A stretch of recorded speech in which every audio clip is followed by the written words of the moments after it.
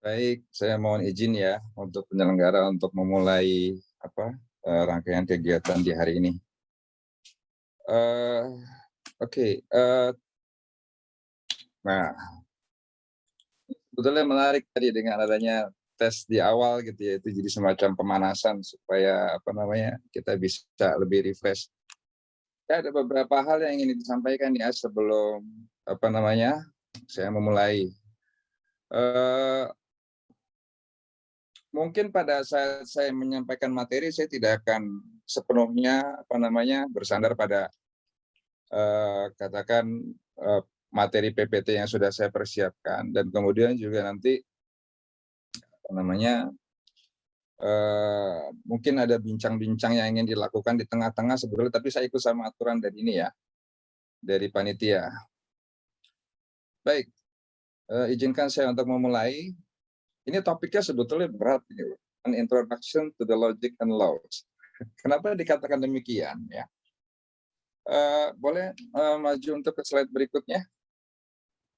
Baik, begini, karena pada prinsipnya pada saat kita berbicara mengenai logic and laws ya, eh, ini sebetulnya pertanyaan kita itu akan mengarah kepada hal yang seperti apa sih gitu kan ya. Karena nanti pada saat kita membahas gitu kan ya, lingkup hukum itu sebetulnya ada tiga. Kita bicara ada filsafat hukum, ada bicara teori hukum, dan kemudian ada bicara mengenai katakan ilmu hukum itu sendiri, gitu ya.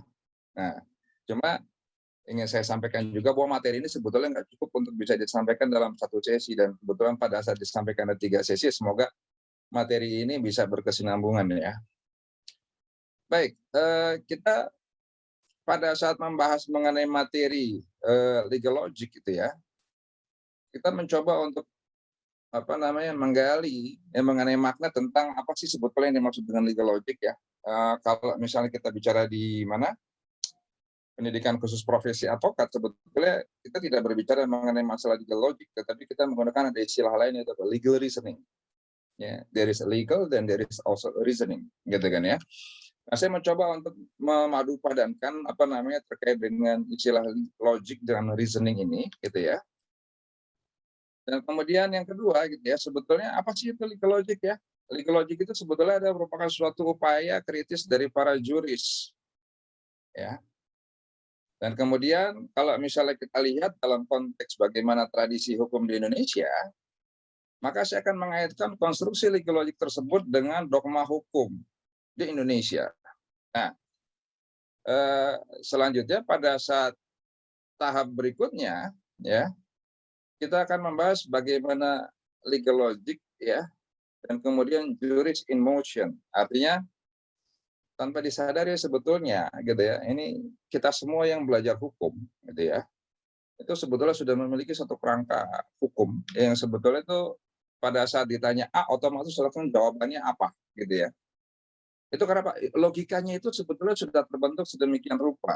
Tetapi nanti saya akan lebih banyak berbicara terkait dengan masalah contoh-contoh yang bisa kita ambil dalam keseharian. Sebetulnya saya berharap ada satu interaksi, tapi inilah kelemahan pada saat kita menggunakan sistem online. Jadi saya tidak bisa untuk menyampaikan materi secara langsung diskusi, ada yang angkat tangan gitu kan ya. Tapi memang nggak apa-apa, kita nikmatin aja. Moga-moga nanti sebentar lagi ini masa ini sudah berakhir. Oke. Mohon izin untuk dilanjut ke berikutnya. Oke, sekarang begini, kalau misalnya kita bicara ya, tadi saya sudah katakan ya, saya akan menggunakan istilahnya ada dua hal, satu kita bicara legal logic untuk materi ini, tetapi di sisi lain gitu kan ya, dalam konstruksi dari definisi saya akan menggunakan reasoning ya. Kalau kita lihat ya dari apa yang dikemukakan oleh Black's Law Dictionary, tidak terdapat ada padanan kata antara legal dengan reasoning ataupun legal dengan logic, gitu kan ya. Tetapi itu dianggap sebagai sesuatu hal yang terpisah. Ada legal sendiri, reasoning sendiri, logic itu sendiri, gitu kan ya. Sehingga dalam hal ini gitu ya, saya akan bacakan saja. Kalau legal itu artinya pemahamannya, conforming to the law, according to the law, required or permitted by the law, not forbidden or discontinued by law, good and effectual in law, of pertaining the law and lawful. Jadi kita bisa melihat bahwa pada saat kita bicara mengenai legal, kita itu sebetulnya ada hal-hal yang terkait dengan bagaimana kita mematuhi hukum, ya.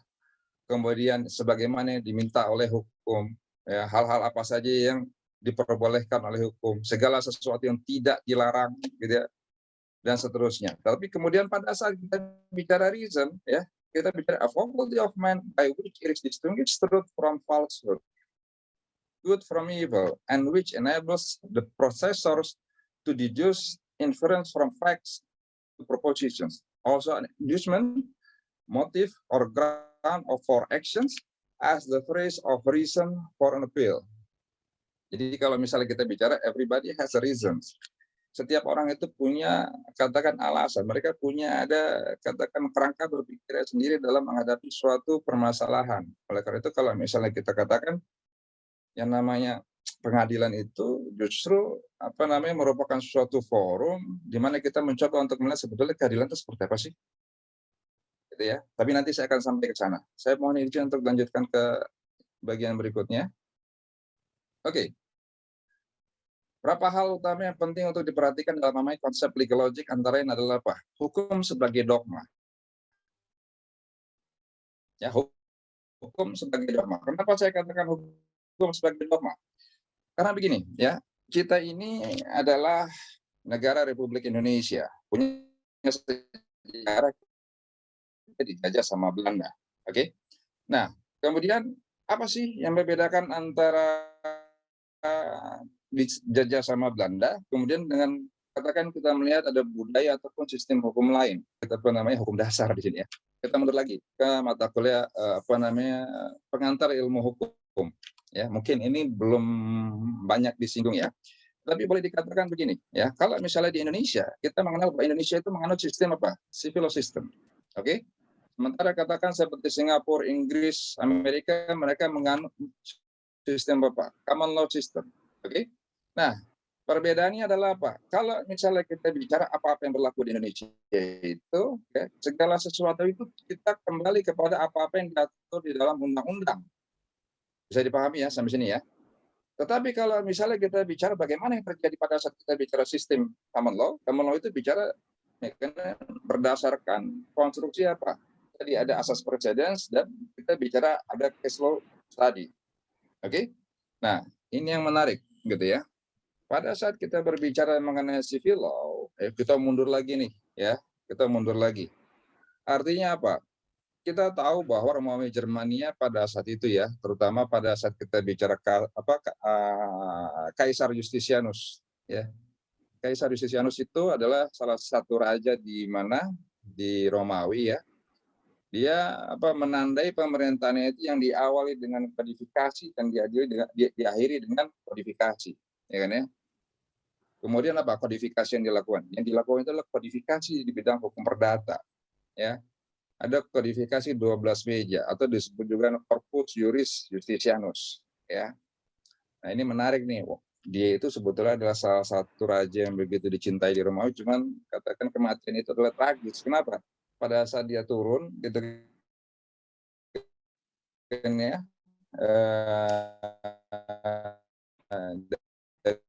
dari podium, ya. Kalau misalnya katakan pada masa itu ya orang mencintai raja itu yang terjadi pas semua itu ya.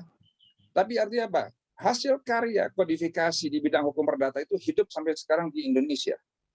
Oke? Nah, kemudian lantas bagaimana apa bedanya dengan common law system? Common law system itu mereka beranjak dari kasus. Oke, mereka beranjak ada kasus begini gitu kan ya. Ini bagaimana cara menyelesaikannya? Gitu ya. Kemudian mereka mencoba ini ada kasus lagi berikutnya, nanti mereka menjadikan kasus yang sebelum itu yang sudah diputuskan sebagai katakan dasar untuk memutuskan kasus berikutnya. Itu yang dikenal dengan apa? Asas preseden. Ya. Nah, kemudian sampai dengan abad ke-18 memasuki abad ke-19, Sir William, salah seorang Inggris itu dia menyatakan bahwa dia itu cemburu dengan apa? Dengan sistem yang berlangsung di model Eropa kontinental. Kenapa? Dia itu punya ada semacam kodifikasi, ada undang-undang. Ya, ada undang-undang. Jadi kalau misalnya ada sesuatu gitu, mengenai masalah kewarisan bagaimana? Lihat ada buku ini tentang ini yang mengatur mengenai pembagian waris. Oke. Tapi kalau misalnya di common law mereka tidak bisa menunjuk. Mereka tidak bisa menunjuk, ya. Nah, Sherwin Williams pada saat itu apa? Dia itu menyusun, ada buku, disebut buku hukum, bukan undang-undang. Buku hukum itu mengatur tentang apa? Sorry, bukan mengatur, tapi bercerita tentang apa? Buku hukum itu bercerita, ada satu tentang perkawinan, ada satu mengenai perjanjian, ada satu mengenai kewarisan, ada satu mengenai apa namanya harta, ada satu lagi mengenai banyak hal yang diatur di situ. Tetapi itu sifatnya narasi. Ya, sehingga pada saat abad ke-19 sampai dengan ke-20 baru ya ada tradisi dari common law itu yang mereka berubah. Artinya apa? Mereka mencoba untuk membuat satu peraturan, ya. Mengadopsi dari mana? Mengadopsi dari budaya yang sudah berkembang pada tradisi masyarakat apa? Civil law system. Oke? Nah, sekarang kembali. Jadi kita sudah memahami bahwa kalau misalnya saya katakan bahwa hukum itu sebagai dogma, karena kenapa? Indonesia itu dipengaruhi oleh tradisi civil law system, ya. Jadi ada sifatnya itu dogmatik, dalam arti segala sesuatu permasalahan itu dikembalikan lagi kepada undang-undang, ya. Kenapa saya katakan peraturan ganjil genap, ya. Ada ya, ada ganjil genap, tapi kemudian untuk sementara waktu ini ditangguhkan, ya, dikarenakan masih ada pandemi. Tapi sekarang permasalahannya apa? Kok tiba-tiba gitu kan ya? Dikarenakan ada kebijakan itu, ya, orang-orang itu takut untuk melalui jalan protokol kalau misalnya plat nomor mobil itu tidak sesuai. Itu kan ada dogma nih. Kan ada dogma, gitu ya. Kalau misalnya saya katakan begini ya, saya berikan satu contoh yang ekstrim, gitu ya. Saya yakin ada saudara-saudara saya di sini yang menggunakan hijab. Oke? Artinya apa? Di situ untuk mengekspresikan bahwa saya adalah umat Nabi Muhammad Shallallahu Alaihi Wasallam. Ya. Kemudian pertanyaannya gitu, ada sementara di kelompok perempuan yang katakan dia juga tidak berhijab, tetapi dia masih umat Rasulullah Shallallahu Alaihi Wasallam. Tahu kan? Gitu nih. Di satu sisi gitu kan ya, sebetulnya apa yang terjadi? Itu dikarenakan mereka yang menggunakan hijab itu mengikuti ada dogma yang diatur gitu ya, di dalam agama Islam. Nah, sekarang kenapa saya berikan contoh seperti itu? Sederhana saja, ya. Kalau misalnya kita perhatikan, ya, pada saat kita membuat suatu, ini sebetulnya ada yang salah, tapi nanti saya akan kaji lebih dalam ya. Pada saat kita membuat perjanjian di Indonesia itu nggak perlu panjang-panjang, nggak perlu sampai ribuan halaman, cukup 2 halaman selesai. Cukup 2 halaman selesai. Tapi kemudian apa? Di situ sebutkan aja salah satu pasalnya menyatakan begini, perjanjian ini tunduk pada ketentuan peraturan perundang-undangan yang berlaku di negara Republik Indonesia. Artinya apa? Satu pasal itu ya sudah menundukkan diri kepada seluruh dogma yang ada, ya, dogma undang-undang, dogma peraturan yang ada di negara Republik Indonesia. Mau terjadi perubahankah, mau terjadi penyesuaiankah, mau dicabutkah gitu ya. Tapi pada intinya apa? Ternyata gitu kan ya, dari isi klausul itu sudah menundukkan diri kepada dogma. Nanti saya akan coba kaitkan bagaimana caranya kita melihat kita ada suatu peristiwa, kemudian nanti kita kaitkan dengan dogma, akhirnya di situ muncul ada namanya hubungan gitu kan ya, apa namanya logika hukum, ya. Nah, kemudian di sini kita bicara ada keahlian, kemampuan logika kritis seseorang praktisi dalam menganalisis, menggunakan maupun memanfaatkan hukum dalam rangka penegakan hukum. Kenapa saya katakan demikian? Ya, teman-teman, Bapak Ibu yang juga hadir pada pertemuan di siang hari ini, gitu ya, kita bisa apa namanya melihat bahwa di dalam kenyataannya, gitu ya, secara historical kita lihat ya, gelar ya sebelum kita menggunakan istilah sarjana hukum ya. Dulu itu kita mengenal ada istilah Mr. Interaction. Jadi apa namanya teman-teman akan mengetahui bahwa oh, ada Mr. Supomo gitu ya. Mister Joko Sutono gitu nih. Tapi artinya kenapa? Gelar itu disematkan kepada mereka itu dalam konteks apa? Mister itu kan kita bicara konstruksi sebagai ahli hukum. But at the same time, ya ada juga gelar lain yang diberikan. Apa itu? Doctorandus in the Rechten. Apa bedanya? Apa bedanya? Ya. Nah, ini dia yang menarik nih, ya. Kalau Doctorandus in the Rechten itu hanya melihat hukum itu sebagai gejala. Ya, gejala sosial yang terjadi di masyarakat. Misalnya katakan untuk mengatasi ya kan kepadatan lalu lintas, maka dibuatlah ada peraturan ganjil genap. Tidak cukup lagi untuk memadai gitu kan karena kapasitas jalan dengan jumlah kendaraan yang begitu membludak gitu kan tidak sebanding, maka nanti apa? Akan dibuat ada satu kebijakan lagi yang terkait dengan apa? Terkait dengan penerapan IRP gitu kan ya. Itu kan mencoba untuk mengendalikan, ingin ya, melihat gejala sosial. Jadi waktu itu pernah ada kejadian ya di Boston, ya, ini kejadian udah lama sekitar 20 tahun yang lalu gitu kan ya. Ada masalah sampah gitu kan ya. Karena apa? Eh, Pemerintah kota waktu itu sudah bingung nih, ini kenapa sih kok sampah ini kok menjadi begitu banyak gitu kan ya. Sementara kami sudah mencoba untuk mengatur sampah itu sedemikian rupa, ada yang recycle lah, kemudian nanti ada yang organik dan lain sebagainya, tetapi sulit gitu ya. Akhirnya apa? Dikirimlah para pakar antropolog dan sosiolog untuk melakukan penelitian ke lapangan. Oke, pada saat mereka melakukan penelitian ke lapangan, didapati bahwa Pampers itu ternyata adalah limbah yang paling banyak. Pampers itu adalah limbah yang paling banyak. Sehingga mereka berpikir, oke, bagaimana caranya supaya kita bisa membuat sebuah regulasi ya, mengantisipasi bagaimana pengelolaan limbah Pampers ini. Ya, tapi pada saat membuat rancangan aturannya itu, apakah nanti mereka akan dilibatkan? Mungkin akan dilibatkan untuk usulan-usulannya, tetapi bagaimana terms and condition-nya, bagaimana pengaturan pasalnya, itu dikembalikan lagi kepada kalian sebagai juris. Mohon diingat bahwa semua yang lulus ya dari Fakultas Hukum Unpad itu semuanya akan jadi lawyer. Betul nggak? Betul nggak? Semua yang lulus dari Fakultas Hukum Unpad akan menjadi lawyer. Ini kan menarik ya. Bilang, oh saya nggak mau jadi lawyer, saya mau jadi notaris, saya mau jadi apa namanya jaksa, hakim ya.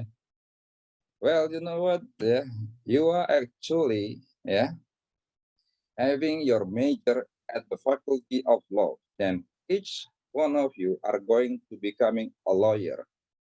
Tidak ada di antara kalian akan jadi dentist, engineer, economic, whatever, tidak ada, gitu ya. Ini kadang salah kaprah tuh istilah. Ya, jadi kalau misalnya dibilang, wah ini ya logika kita juga ada yang salah. Kenapa? Pada saat dikatakan pengacara gitu kan ya, maka benak kita itu akan berpikir bahwa mereka-mereka itu ini adalah mereka yang beracara di pengadilan. Itu betul. Itu betul. Tapi pada saat dibilang, are you going to becoming a lawyer? Ya sebetulnya kalau dibilang ya kalian itu lawyer. Teman-teman itu lawyer. Bahkan kalau misalnya pada saat kalian memutuskan untuk menjadi bapak rumah tangga, jadi chef gitu ya, atau misalnya kata menjadi apa? Menjadi ibu rumah tangga gitu ya, sebetulnya logika berpikir lawyer itu as a juris itu masih ada. Oh dia nggak bisa memenuhi janji, oh tuan prestasi. Pasti kan ada kan? Begitu ya. Oke, jadi pada saat kita bicara Mr. Enderrechten, artinya apa yang membedakan dengan Dr. Anies Enderrechten? Karena apa? Di tangan Mr. Enderrechten pasal itu bisa bekerja. Pasal itu dipergunakan sebagai pisau analisis. Ya, oke. Kemudian kita bicara mengenai pemahaman peraturan perundang-undangan, literatur hukum maupun informasi hukum lainnya. Seorang advokat yang handal, ya, seorang juris yang luar biasa hebat, gitu ya, yang dia bisa menguasai segala permasalahan hukum. Ya, maaf, izin saya koreksi bahwa tidak menguasai semua permasalahan hukum, tapi yang menguasai ada bidang-bidang hukum tertentu, gitu nih. Sebetulnya itu di latar belakangnya karena apa? Mereka itu memiliki ada pemahaman peraturan perundang-undangan. Mereka memiliki ada database, ya kan?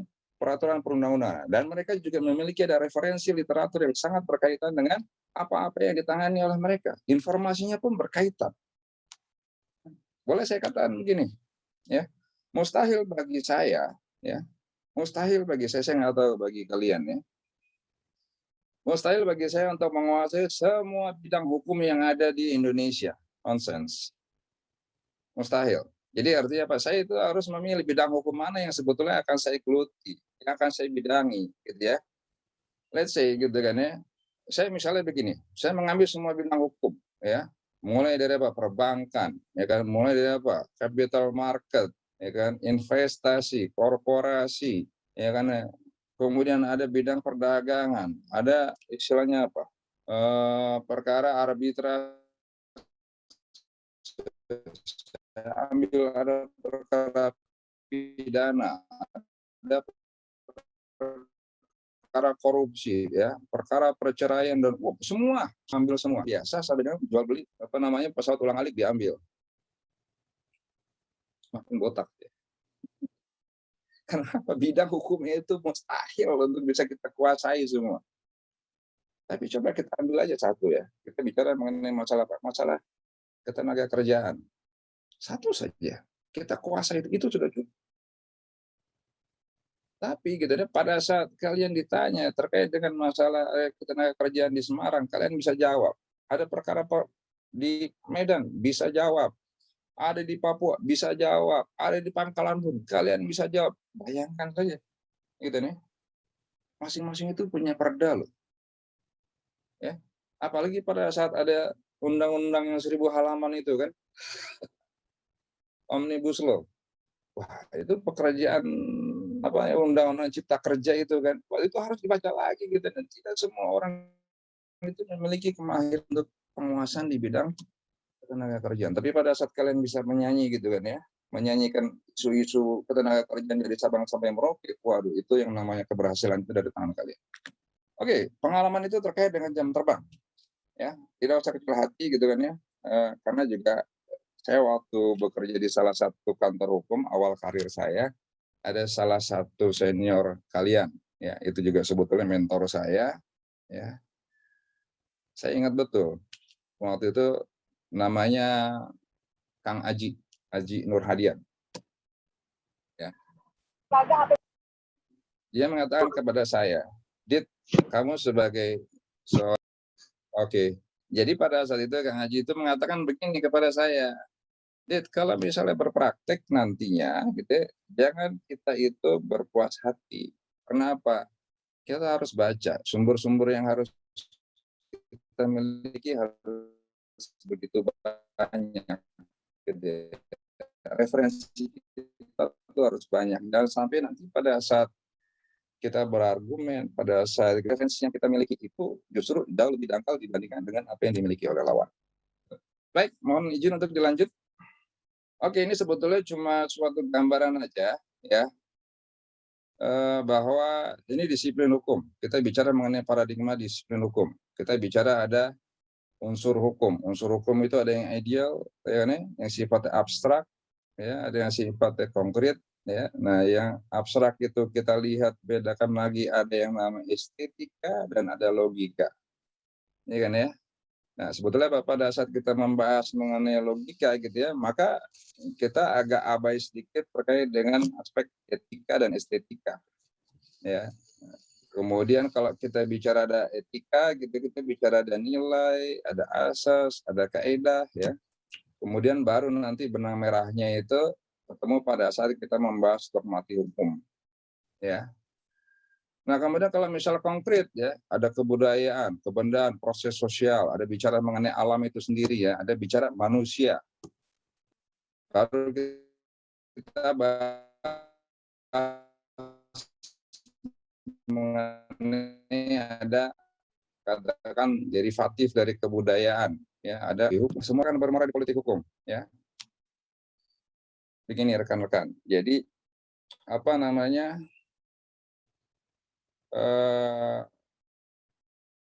Muara dari politik hukum itu adalah terbentuknya suatu hukum positif. Jadi nanti di situ ada politik ekonomi, politik pertahanan, politik keamanan, ya, ada politik kebudayaan dan berbagai politik ekonomi, politik sosial budaya, politik agama dan sebagainya itu berkumpul, tetapi kemudian apa? baru kemudian dikumpulkan menjadi satu, coba dirumuskan menjadi sebuah perangkat hukum positif. Ya, baru kita lihat bahwa ada disiplin hukum khusus, ya. Kita bicara disiplin bicara mengenai tata hukum, ya. Ada mengenai disiplin sistem tata hukum dan ada teknologi keterampilan hukum. Ya, ini sebetulnya suatu skema yang saya harap bisa membantu ya mengenai alur pikir. Silakan nanti bagaimana dipergunakannya. Saya kembalikan lagi kepada rekan-rekan. Mohon izin untuk dilanjut untuk slide berikutnya. Baik. Nah, ini sebetulnya yang terkait dengan logika hukum, ya. Saya boleh katakan begini. Ya, saya klasifikasikan menjadi 3 nih. Yang pertama, kita membahas mengenai konstruksi filsafat hukum. Ya, ada teori hukum dan ada ilmu hukum. Ya. Kalau filsafat hukum itu kita membahas mengenai sesuatu hal yang sifatnya masih konsepsi ya, yang ada di awang-awang. Kita bicara mengenai segala sesuatu hal yang sifatnya metafisis. Ya.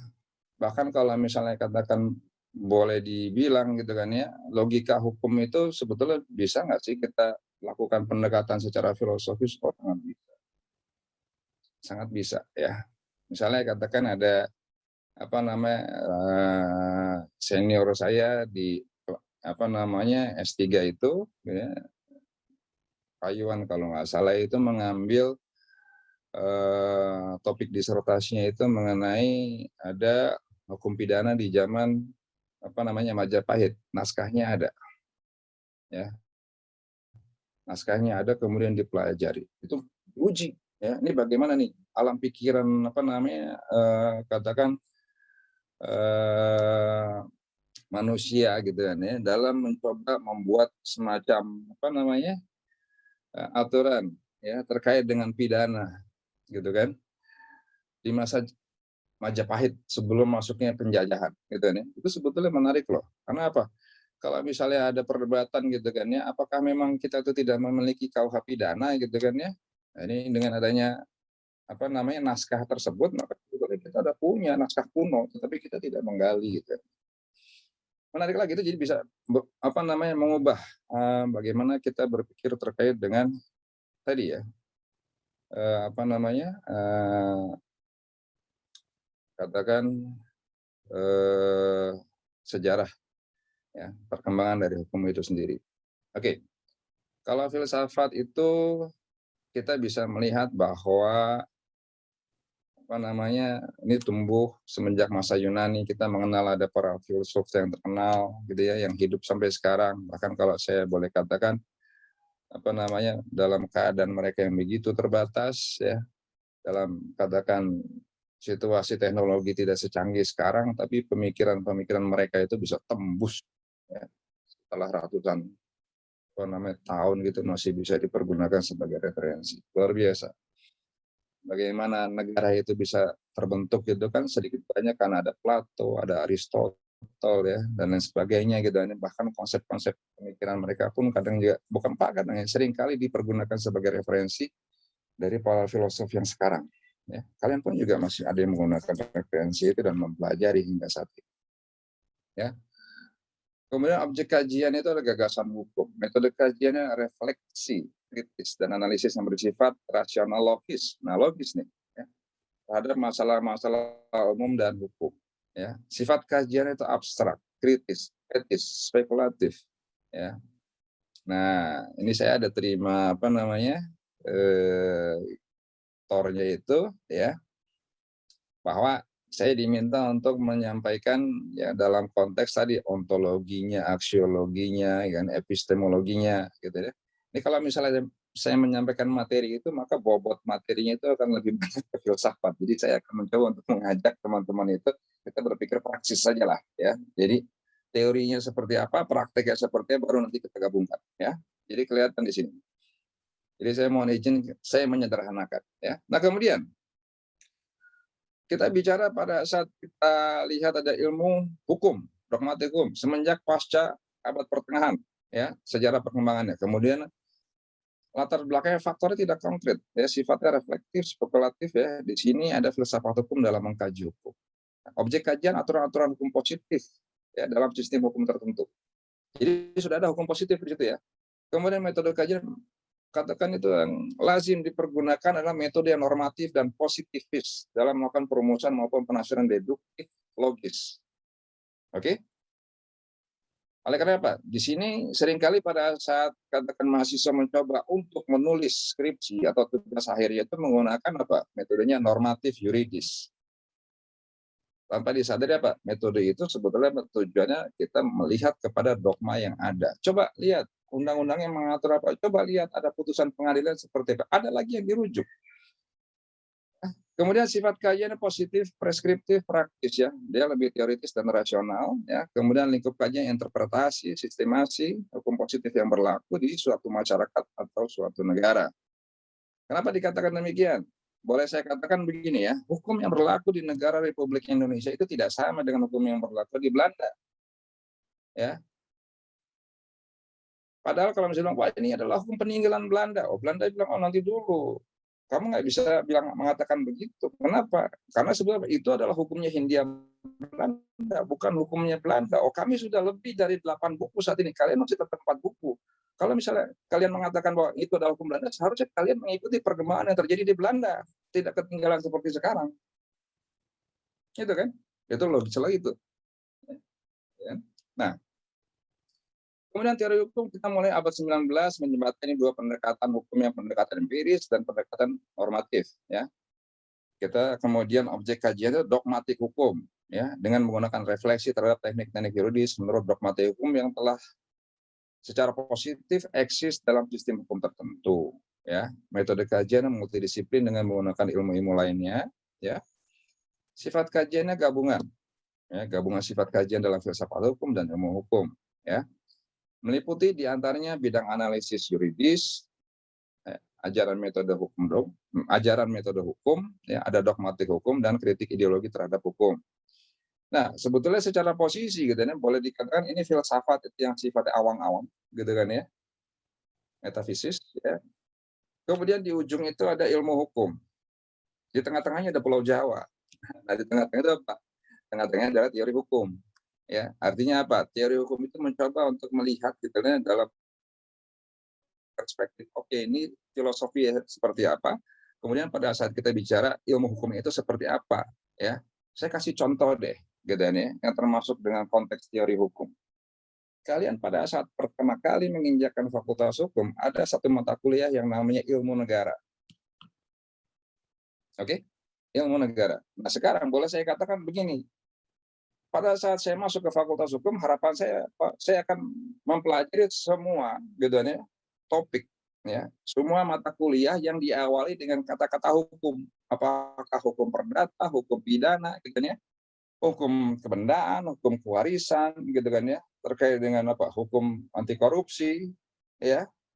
Tetapi kok tiba-tiba gitu kan ya, ada muncul kan ya, satu mata kuliah yang awalnya itu adalah ilmu.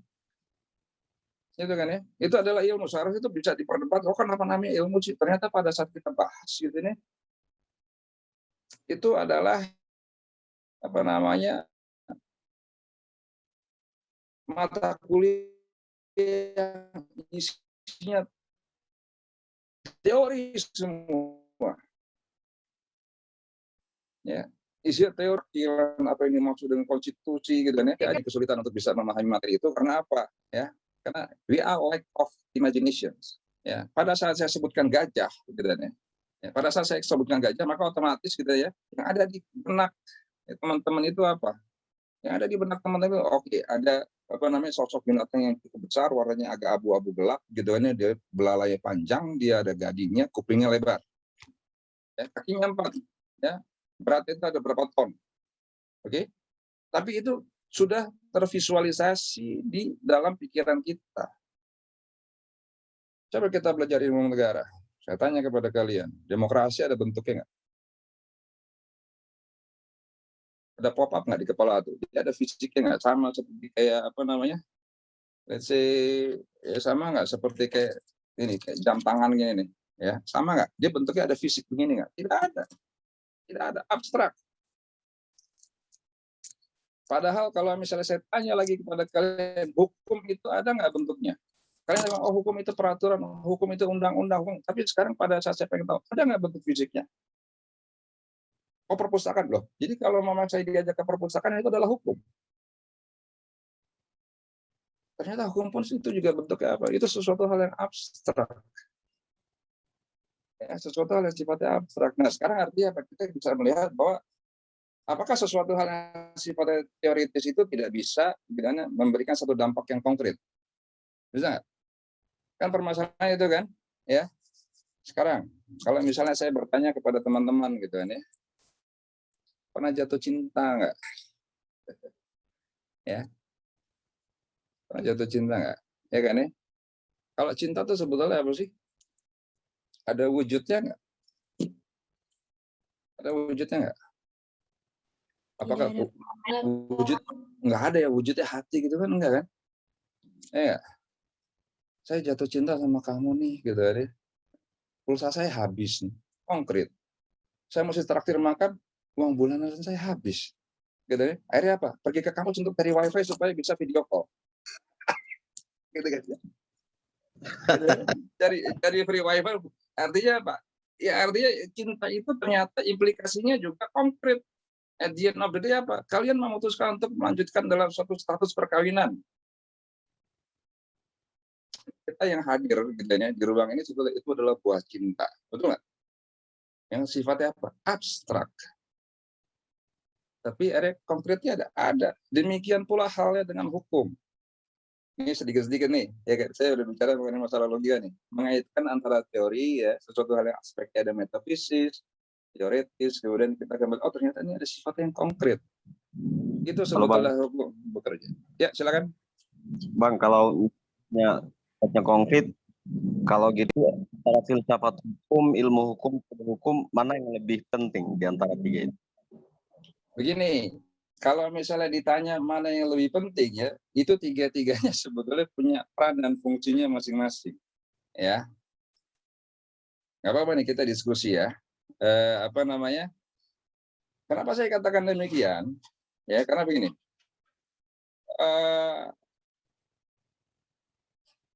Saya kasih contohnya bagaimana ya. Contoh nih ya. Agak lebih advance. Ya.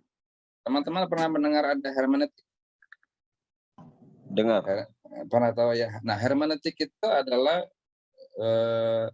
suatu cara ya yang diawali oleh siapa? Digawangi oleh Heidegger. Ya, Heidegger itu apa? Dia adalah seorang filsuf yang hidup di zaman apa namanya Nazi ya, dan rupanya dia juga adalah partisan Nazi. Ya, tapi itu yang dijadikan sebagai sesuatu hal yang fundamental karena apa? Bukunya The Truth and Being itu mencoba untuk melihat beyond. Ya, akhirnya apa? Itu apa namanya? Boleh dikatakan dia itu mencoba untuk mempelajari the nature of being. Kenapa sih manusia itu hidup? Kenapa sih kalau ada hukum alam? Kenapa sih ada begini? Kita kan artinya kita mencoba untuk melihat fenomena-fenomena yang terjadi gitu kan ya. Nah kemudian dari Heidegger tersebut gitu kan ya, kita bisa mencoba untuk melakukan kajian kritis terhadap apa? Terhadap konstitusi yang ada di Indonesia. Bahkan apa? Kita bisa pakai teori dari muridnya apa? Teorinya Gadamer. Ya, terkait dengan interpretasi, tapi dia bicara ada fusion. Cuma menarik apa Gadamer itu tidak berbicara bahwa oke, ini saya akan jadikan metode, tidak, dia hanya menginginkan sampai dengan teori. Kenapa? Pada saat bicara mengenai fusion ya, percampuran antara zaman lalu dengan yang kini itu ditafsirkan, tapi kemudian mereka ada satu irisan. Nah, irisan ini kemudian tidak dijelaskan sebetulnya itu seperti apa, bagaimana kita menggalinya. Tetapi itu sebetulnya apa? Memberikan satu manfaat. Contoh ya, saya katakan begini, saya pada saat sekarang ini mencoba untuk menyusun topik disertasi saya terkait dengan masalah lansia. Oke, kok lansia gitu ini? Ya karena apa namanya, saya mau melihat nih undang-undang lansia sebetulnya sudah benar atau belum sih?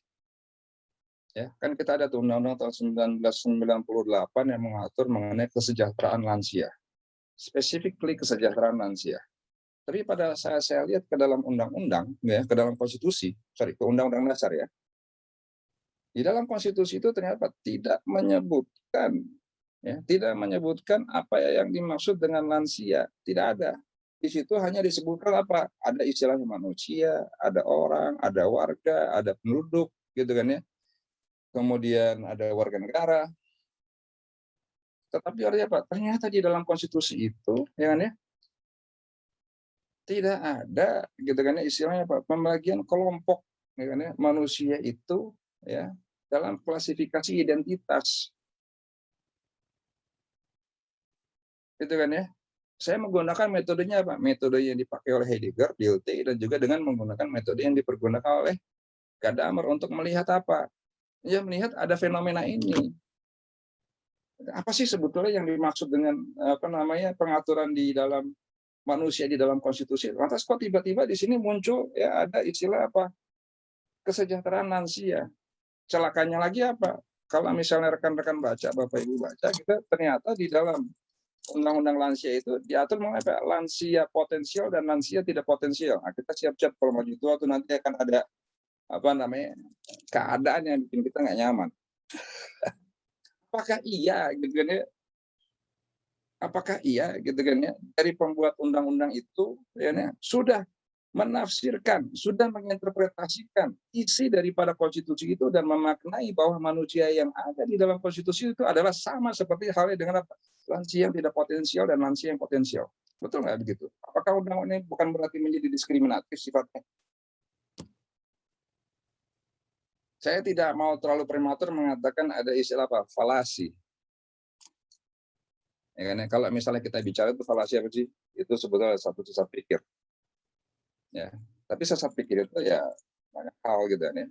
Bahkan kalau boleh dikatakan si siapa namanya eh, ada satu sarjana lagi gitu ya yang merupakan apa aduh saya lupa gitu ya, justru postmodernis gitu ya mencoba untuk mengulas apa namanya hermeneutik tetapi dengan cara yang betul-betul ekstrim dan dekonstruktif itu kelewatan ya itu. Nah, jadi dengan kata lain apa? Sebetulnya dari ketiga ya bidang ini filsafat, ya, teori hukum, ya, kemudian ada ilmu hukum itu sendiri itu sebetulnya masing-masing itu memiliki ruang. Ya, masing-masing itu memiliki ada kontribusi tentang bagaimana nanti hukum itu gitu ya. Jadi ini satu hal yang menarik gitu kan ya. Oleh karena itu Pak, saya angkat. Boleh mohon izin untuk dilanjutkan ke slide berikutnya.